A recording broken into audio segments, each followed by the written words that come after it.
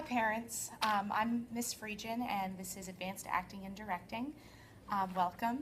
I'm sorry I can't be here today with you in person. Well, fortunately for me, unfortunately for you all, I'm directing a show out in Alexandria right now, and we open this Saturday, so I'm in technical rehearsals. I just want to start by going over the handout really quickly. You all can read, so I won't read it word for word.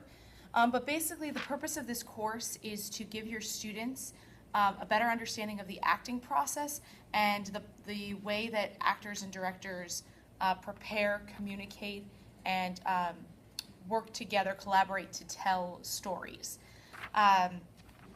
This first part of the course that we're currently working on is monologues, auditions, and script analysis. We've already begun by building some ensemble in class and reviewing what we learned in Introduction to Theater about beating and beats and tactics and units of action, which your students can all explain to you. And now they're in the process of, they've selected comic monologues to work on for the next month, and they got their scripts today in class, and they're in the process of analyzing their scripts for that project. After that unit, we're going to be going over sort of some of the fundamentals of directing and how directors shape stories and use both action and design to help get their story across. From there, we'll go back to acting, and the students will have their long project, which is a scene study project, which I assign. And they will prepare a scene with a partner or two for the better part of 2 to 3 months to be performed at the end of the third quarter. After that, we go into their contrasting monologue, so they'll be doing a dramatic monologue as well as a classical piece, mostly Shakespeare. And then over the course of the year, they'll have learned all of these objectives, which are on the syllabus. And the last unit is for them to put them all together in a portfolio so they're able to show and talk cogently about what they've learned in this class and what parts, what tools they've gathered so that they can create their own character in the future and how they will prepare themselves as actors and directors. This is one of the more intensive classes in terms of workload, and I've been very upfront about that with all the students going in. So I will turn your attention now to the portal.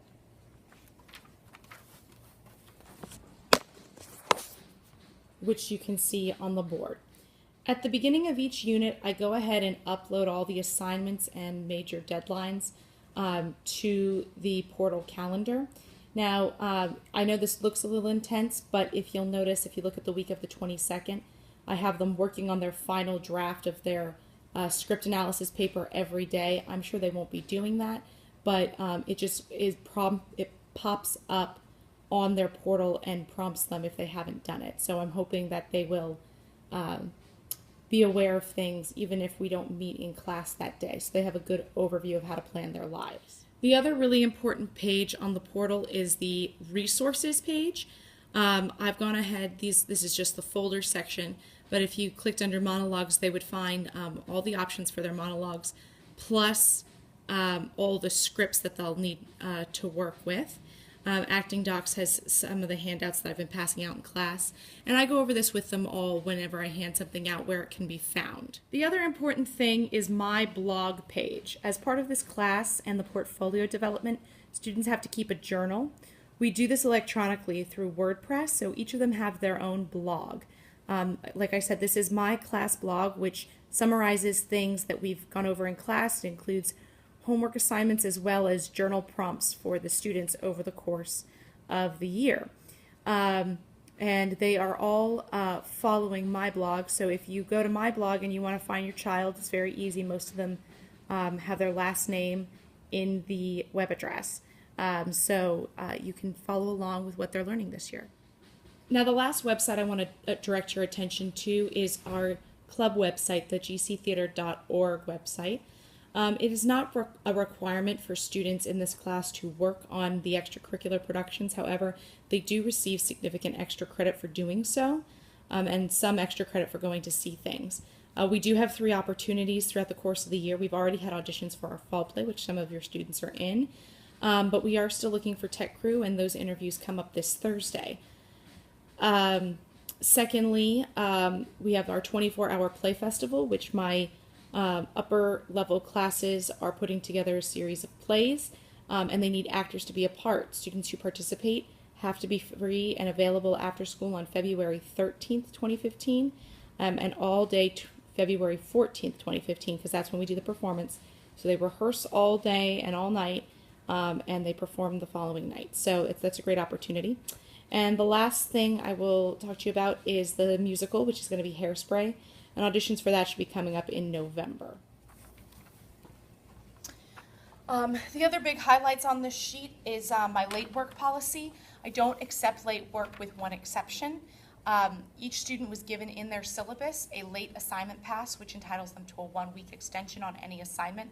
However, they have to turn the pass in on the day the assignment is due to get that extension.